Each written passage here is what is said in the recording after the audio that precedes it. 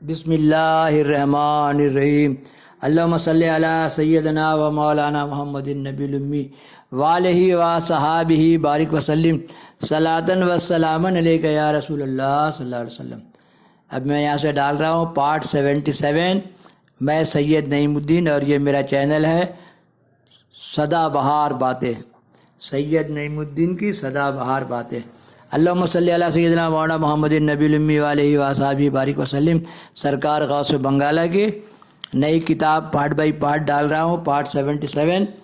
حضور غوث بنگالہ اب تک فضل سرکار کے یہاں تشریف رکھتے تھے، مگر اب تبدیلی رہائش کا ارادہ ظاہر فرمایا تو انہیں نوجوانوں کو اچھے مکان کی تلاش و انتخاب کا حکم ہوا۔ اعلیٰ حضرت کا حکم پاتے ہی لڑکے صبح سویرے ہی مکان کی تلاش جستجو میں نکلے۔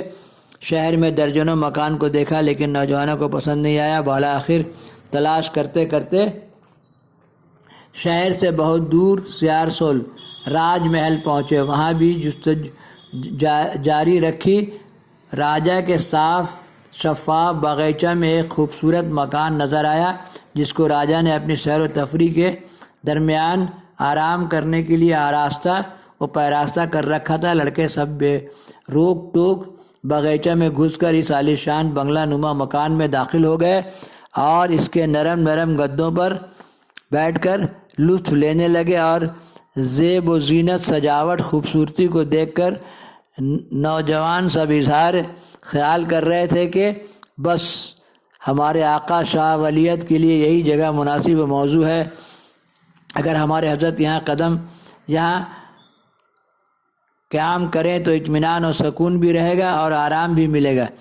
نوجوان مصروف گفتگو ہی تھے کہ باغیچہ کا دربان جو کسی اہم ضرورت سے بازار گیا ہوا تھا آ گیا۔ شناشاہوں نے نوجوان کو راجہ کی قیام گاہ میں دیکھ کر سخت برہم ہوا اور فوراً راجہ تک خبر پہنچا دی۔ چند سپاہی بھاگم بھاگ دوڑے آ پہنچے اور تمام نوجوانوں کو حراست میں لے جا کر تالہ بندی کر دیا۔ صبح سے اب تک نوجوانوں کو کھانے پینے کا موقع نہیں ملا تھا۔ اس نئی آفت اور قید نے ان کو اور مزمل کر دیا۔ بھوکے پیاسے قید کے اندر مکان کی تلاش کرنے کا لطف اٹھا رہے تھے، کوئی پرسان حال نہیں تھا۔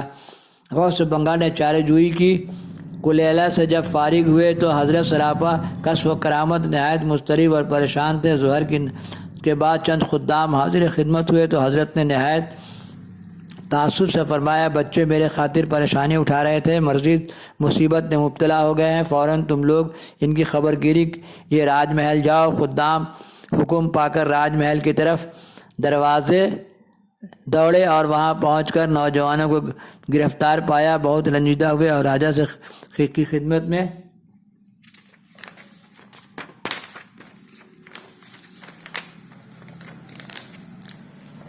خدمت میں حاضر ہو کر ان لوگوں کی لا علمی کا اظہار کیا اور معذرت چاہی۔ راجہ نے بھی ایک فقیر کی محبت میں اس ہو جانے والی غلطی کو معاف کر دیا اور تمام نوجوانوں کی رہائی کا حکم دیا۔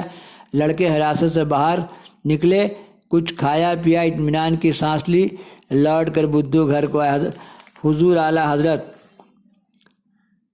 اعلیٰ اہتمام کی زد میں غوث بنگالہ کا نوالا جود و کرم عام ہو رہا تھا، بلکہ فضل حق کا دریا کشف و کرامت پوری طرح امڑ رہا تھا اور نوجوان ہلکا بغوث اس میں تیرنے کی پہم کوشش کر رہے تھے۔ سرکار کا کرم ہے کہ میں ان کے کرم کے گنگا میں نہاتا ہوں۔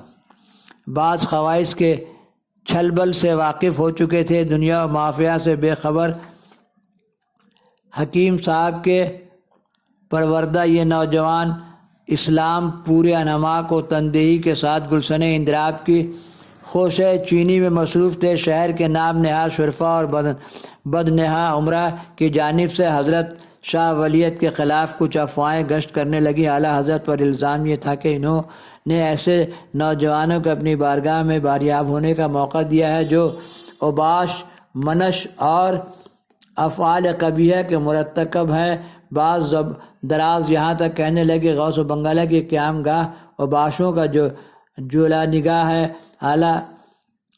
عالی جناب ان تمام افواہوں کی طرف افواہوں کو طرف دیتے رہے، شود چند ہی خواہوں کی زبانی جب یہ خبر غوث بنگلہ کان میں پہنچ گئی تو تاب ضبط نہیں رہا، پر جلال انداز میں مخاطب ہوئے ارشاد فرمانے لگے، اچھوں کا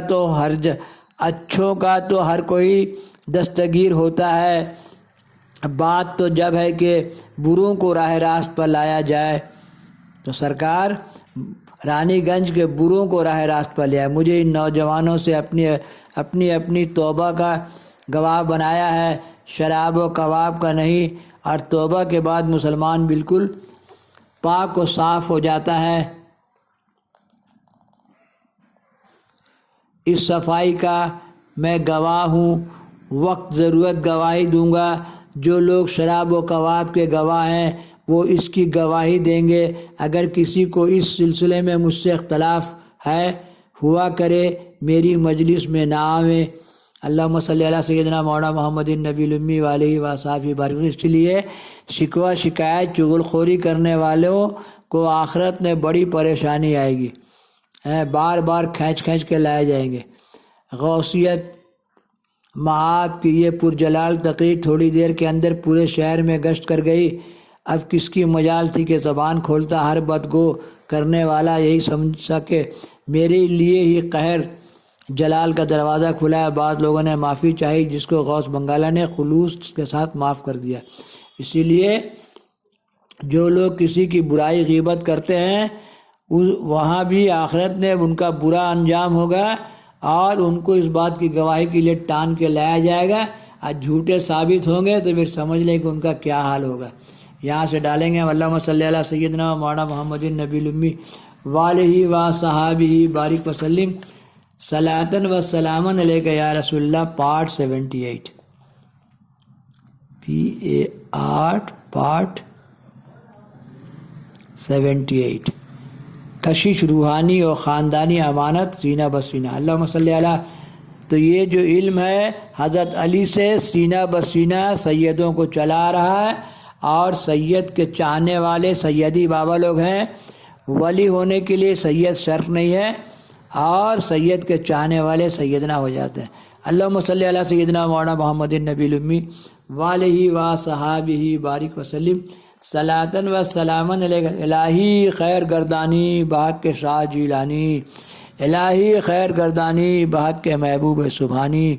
اللہم صلی علی سیدنا مولانا محمد النبی الامی وآلہ وصحبہ بارک وسلم۔ ماں مریداں بردرے تو اسکرم امیدوار، دل برے دل جوئے مایا یا شاہ شمش الدین توئی۔ ماں مریداں بردرے تو اسکرم امیدوار، دل برے دل جوئے مایا یا شاہ شمش الدین توئی۔ سنیے سنائیے دیکھیے دکھائیے، اگر شعر کی یہ گھنٹیاں تمام عالم میں پھیلائیے۔ اللہم صلی علی سیدنا مولانا محمد النبی الامی وآلہ وصحبہ بارک وسلم صلاۃ و سلام علیک یا رسول اللہ صلی اللہ علیہ وسلم۔